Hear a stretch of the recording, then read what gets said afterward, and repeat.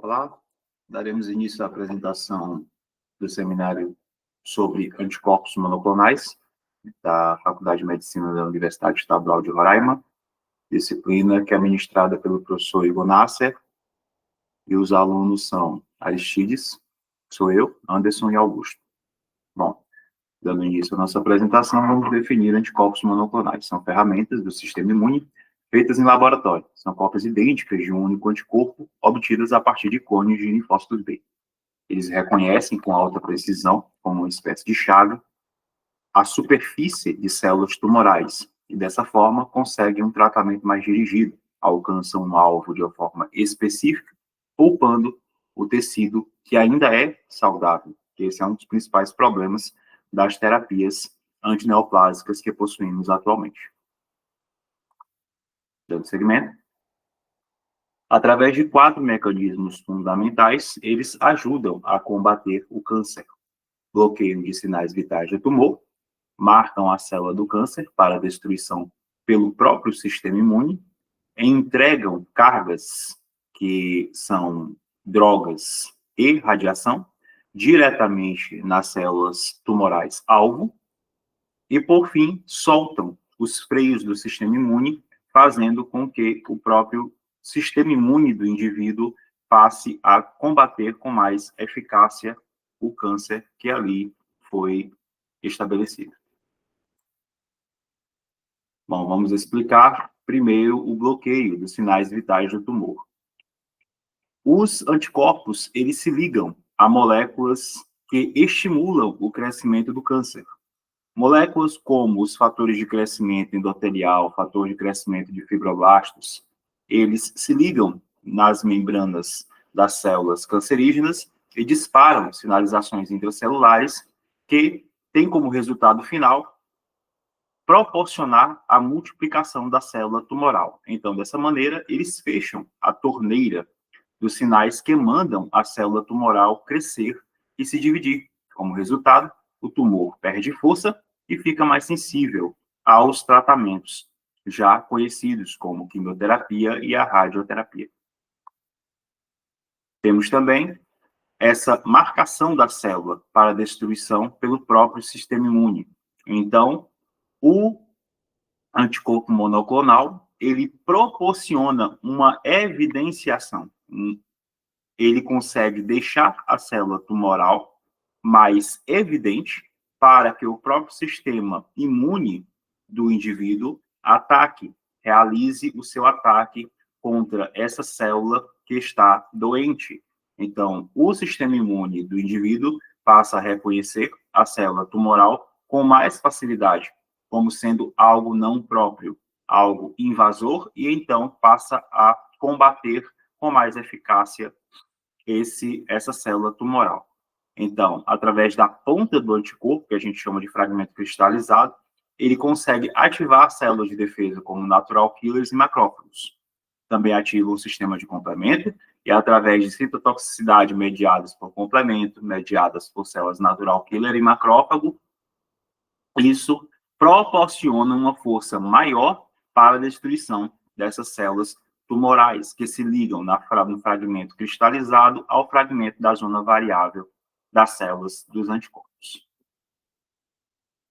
Dando seguimento, temos também como terceira opção de atividade dos anticorpos monoclonais a entrega dos ADCs, que estamos aqui neste slide chamando de míssil teleguiado, que é uma forma didática, para que se possa compreender qual é o papel do anticorpo monoclonal. Ele leva um fármaco, ou então ele leva uma partícula radioativa a essa célula cancerígena, dando evidência a essa célula cancerígena para que também o sistema imunológico venha agir sobre ela e, da mesma forma, leva fármaco que vai agir diretamente sobre a célula neoplásica.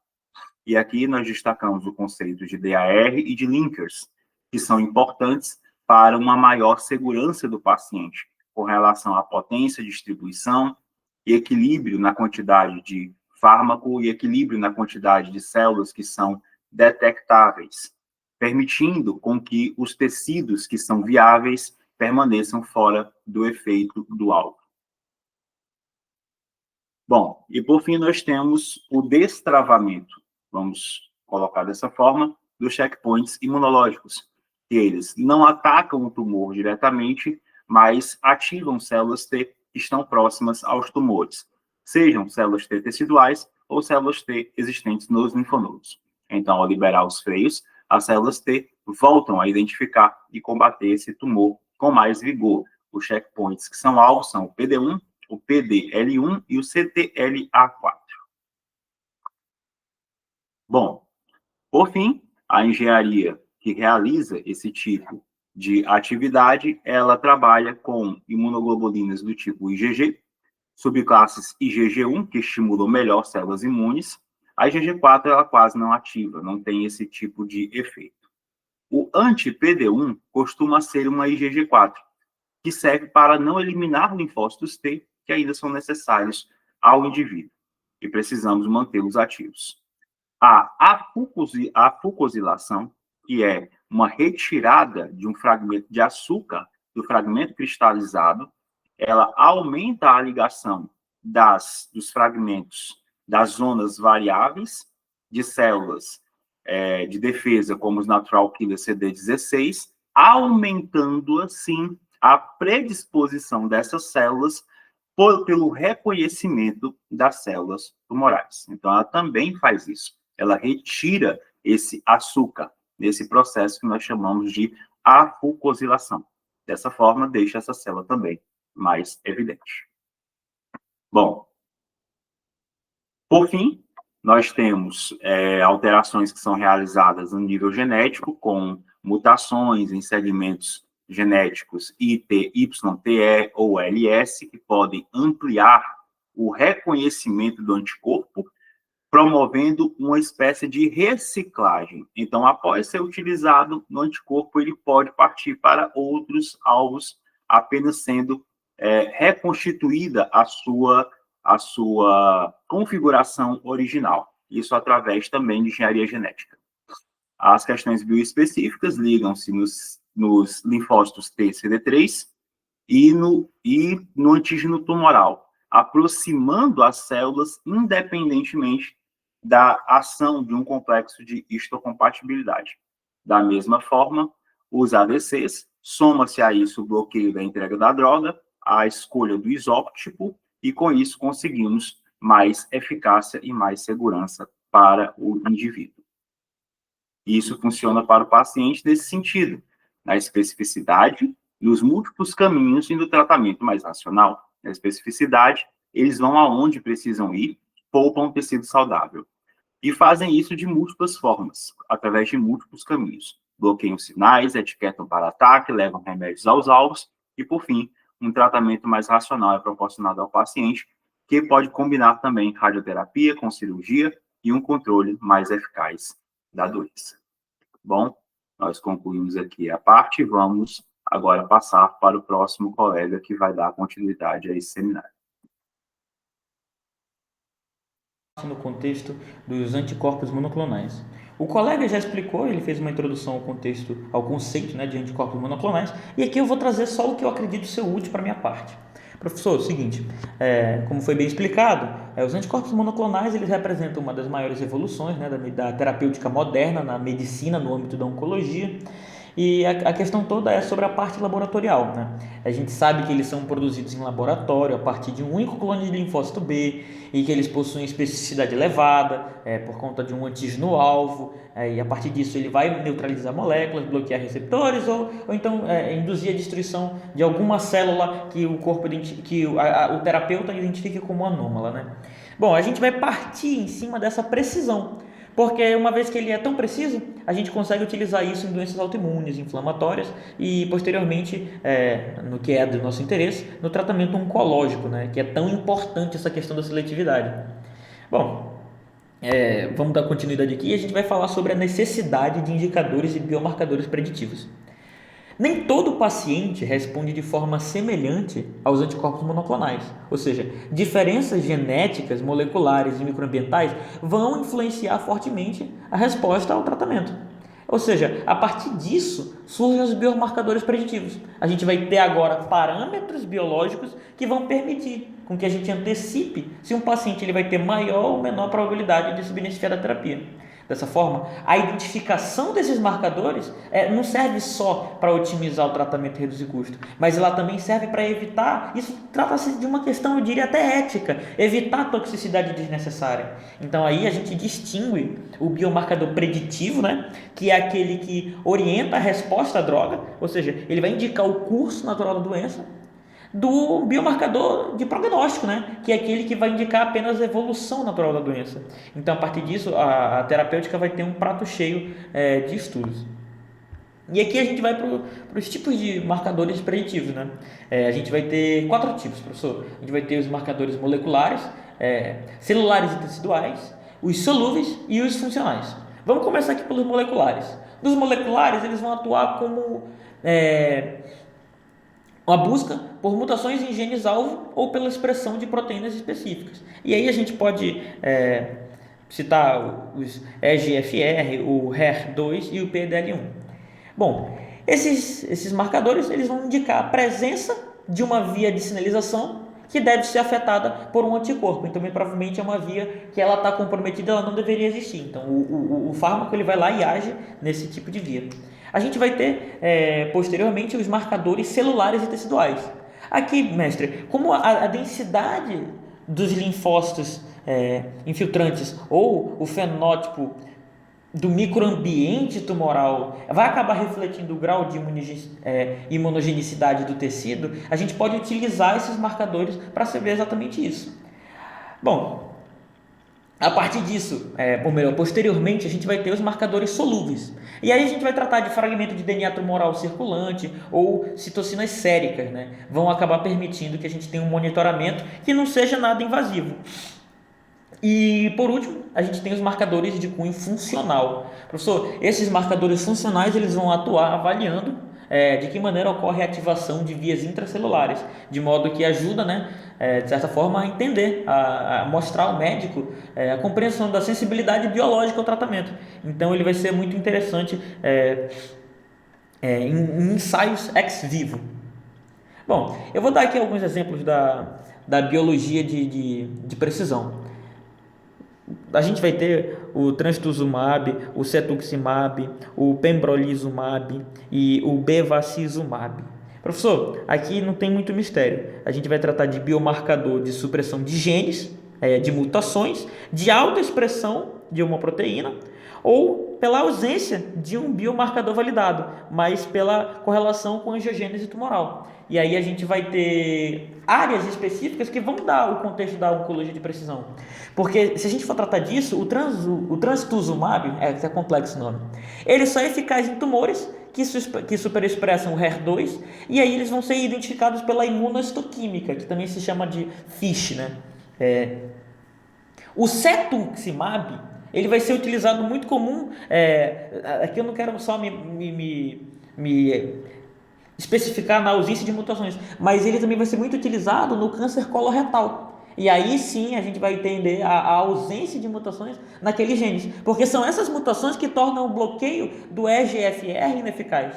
E aí o pembrolizumab, ou seja, o anticorpo anti-PD1 vai acabar dependendo da expressão de PDL1, ou, num outro contexto, de uma alta carga mutacional, que vai ser utilizado para desencadear essa resposta imune efetiva.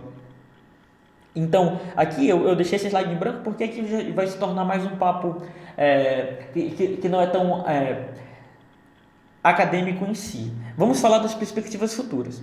Aqui a gente pode tratar do seguinte: o futuro da terapêutica com esses anticorpos monoclonais, ele, como a gente pode ter visto nessa apresentação, ele acaba encaminhando de uma maneira inexorável, né, vamos dizer assim, para a medicina de precisão dinâmica. Ou seja, a gente vai ter múltiplos biomarcadores que vão ser, evidentemente, avaliados, né? A gente vai ter...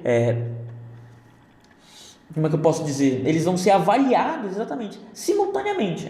Acho que é a melhor forma. E aí, na terapêutica, a gente vai ter uma maior certeza do que a gente está fazendo. Eles vão ser atualizados ao longo do tratamento. vão acabar se tratando, mestre, de ferramentas de aprendizado de uma máquina que deve permitir a gente poder prever essas respostas com base numa gama imensa de bancos de dados moleculares e clínicos. Então, os biomarcadores imunológicos dinâmicos, como variações dos linfócitos, eles, de certa forma, eles já devem sendo estudados, né, como preditores de sucesso. Mas, assim, a combinação desses dados, aí a gente junta com análise de exame de imagens, parâmetros clínicos, perdão, ela vai acabar orientando decisões terapêuticas de uma maneira que a gente ainda não tem hoje tão bem estabelecida. E aí a gente tendo esse conceito aplicado em tempo real, a gente vai poder ampliar essa questão da individualização do tratamento, que na oncologia é muito específico, né? Que é uma questão que é muito bem valorizada. Então agora eu vou passar a palavra para o próximo colega. Em relação à segurança e manejo dos eventos adversos em anticorpos monoclonais, apesar de ser uma terapia benéfica e inovadora na medicina moderna, a terapia com anticorpos monoclonais traz alguns riscos a depender da classe e do alvo específico, trazendo um perfil particular de efeitos adversos. Com o conhecimento adquirido desses efeitos, a maioria dos riscos se tornaram manejáveis com estratégias bem definidas. Os fundamentos da abordagem são uma triagem bem feita para a verificação de riscos existentes, educar o paciente que irá receber o tratamento para reconhecer sinais e planos de ação prontos, padronizados. Iniciando pela classe dos inibidores checkpoint, como a anti-PD1 e anti-CTLA4, eles são responsáveis por tirar os freios do sistema imune para atacar o tumor. No entanto, potencializa o sistema imune, podem induzir uma resposta com tecidos saudáveis, conhecidos como eventos adversos imunomediados, podendo causar inflamação em qualquer órgão, como rash na pele, colite no intestino, pneumonite nos pulmões e em glândulas como na tireoide, pode causar hipo ou hipertiroidismo. Para eventos leves, o manejo poderia ser um corticoide tópico para a pele, por exemplo. Para eventos moderados a graves, o tratamento seria corticoide sistêmico, e na maioria dos casos é necessário parar o tratamento com inibidores checkpoint para o câncer. O desafiador aqui é modular a resposta imune para estar forte contra o tumor, mas não muito forte a ponto de causar sérios danos ao paciente. Quando o evento adverso melhora, tirando os corticoides aos poucos, é analisado se é viável reiniciar ou não o tratamento com o inibidor, a depender do caso, levando em conta a gravidade do ocorrido, da resposta do câncer ao tratamento e outras opções terapêuticas. Outra classe seriam os ativadores de células imunes, como os anticorpos bioespecíficos, apresentando a célula de câncer às células T, gerando uma ativação imune forte e direcionada. No entanto, essa ativação potente pode levar a duas síndromes que exigem atenção: a síndrome de citocinas, a CRS, e a síndrome da neurotoxicidade, a ICANS. A CRS é uma resposta inflamatória sistêmica causada pela liberação rápida de muitas citocinas, podendo dar febre alta, pressão baixa e dificuldade para respirar. Nesse caso, identificar e manejar rapidamente é crucial. O suporte clínico funciona como base: hidratação, oxigênio, monitorar de forma frequente o paciente. Se a CRS ficar mais séria no grau 2 ou maior, seguindo os critérios estabelecidos como os da ASTCT, entram medicamentos específicos, como o tocilizumab, que bloqueia o receptor da IL-6, uma citocina-chave na CRS, e que é geralmente a primeira escolha.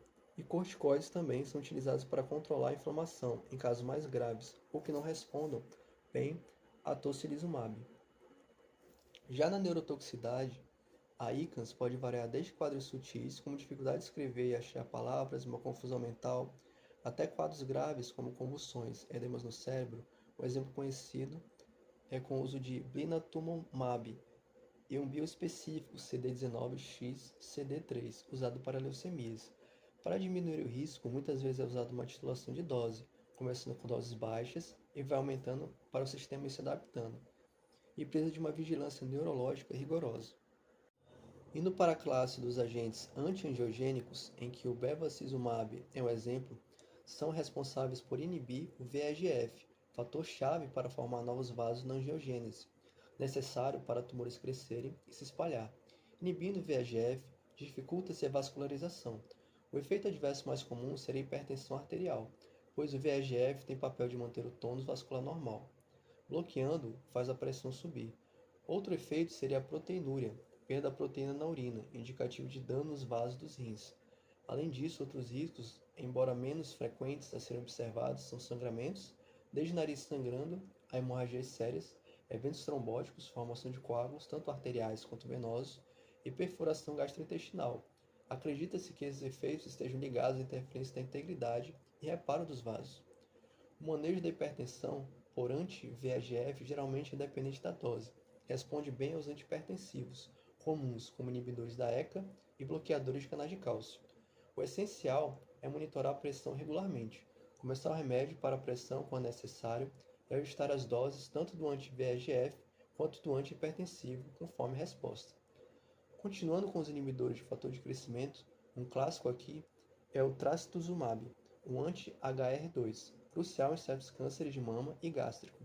A principal preocupação com o trastuzumab e outros anti-HR2 é a cardiotoxicidade, especificamente a disfunção do ventrículo esquerdo, que pode levar à insuficiência. Isso porque o receptor HR2 tem papel na sobrevivência e na resposta ao estresse nas células do coração. Um fator de risco é o uso anterior ou em conjunto com quimioterápicos, da classe das antraciclinas. O monitoramento é fazer ecocardiogramas para medir a fração da ejeção no ventrículo esquerdo, medida da força para bombear o sangue antes de começar e em intervalos regularmente durante o tratamento. Se numa queda importante da fração de ejeção, mesmo sem sintomas, o tratamento com anti-HR2 pode ser interrompido temporariamente ou permanentemente. Com as novas terapias anti-HR2, o perfil de cardiotoxicidade está diminuindo aos poucos. Em relação aos imunossupressores, como por exemplo infliximab, um anti-TNF, sendo responsável por diminuir a atividade do sistema imune, o risco aqui seria a susceptibilidade à infecção, tendo uma preocupação específica e bem documentada da reativação da tuberculose latente, pois a TNF-alfa é uma citocina crucial para manter a bactéria da tuberculose contida em granulomas do corpo. Ao bloquear o TNF, pode tornar ela uma infecção ativa. Por isso, antes de ser submetido ao anti-TNF, é necessário rastreio para a tuberculose latente no paciente, geralmente com teste na pele, PPD, exame de sangue e um raio-x de tórax. Se der positivo, será necessário tratar essa condição primeiro. Aqui é mostrado como a triagem é fundamental para a segurança do paciente. Em relação ao conjugado anticorpo-droga, ADCs, o anticorpo leva uma toxina direto para a célula tumoral, se liga a um alvo da célula tumoral e é internalizado. Lá dentro a químio, a carga é liberada, matando a célula de forma direcionada. No entanto, a toxicidade dos ADCs está em liberar a droga antes da hora do ambiente, variando com o tipo de carga usada, mas algumas são comuns, como a mielossupressão, neutropenia e anemia, porque muitas cargas afetam células que se dividem rápido, como da medula óssea. A neuropatia periférica também é vista com certas cargas. Aqui no manejo é necessária educação do paciente para sinalizar seus sintomas e o monitoramento como exame de hemograma. Em muitos casos é necessário ajustar a dose ou interromper temporariamente o tratamento. E algo comum em relação aos monoclonais, MBAs, principalmente os mais antigos, são as reações infusionais, que acontecem durante ou logo depois após tomar o medicamento. As reações infusionais são riscos inerentes de dar proteínas estranhas ao corpo, como são os MBAs, levando a reações desde sintomas leves, como febre, calafrio, coceira, até reações anafiláticas graves, como queda de pressão e falta de ar. A chance de ter reações desenvolvendo anticorpos contra o remédio depende do design do MBA. Quanto mais humano o MBA, menor a chance de reação de formar anticorpo antidroga, ADAs, que poderiam atrapalhar o efeito do remédio e causar problemas. Para prevenir esses efeitos, são feitas estratégias padrão eficazes. A principal é usar pré-medicação antes da infusão, antihistamínico, paracetamol, às vezes corticoide, e a velocidade da infusão é controlada, começa devagar e aumenta se não tiver reação. Para a maioria das pessoas, essa estratégia funciona. Tem estratégias de segurança que se aplicam de forma geral e que otimizam o uso de MBAs. Em doenças crônicas, como inflamatórias intestinais e reumatológicas, que os MBAs são usados por anos, a monitorização terapêutica, a TDM, ganha espaço medindo o nível do remédio no sangue e se tem anticorpos antidroga, o que pode ajudar a otimizar a dose, garantir eficácia e evitar toxicidade, importante para personalizar o tratamento. A farmacovigilância, a coleta de dados depois que o medicamento está no mercado, é crucial. A farmacovigilância continua com relatos, estudos observacionais É essencial para refinar o perfil de segurança dos MBAs com o tempo e atualizar as recomendações de manejo.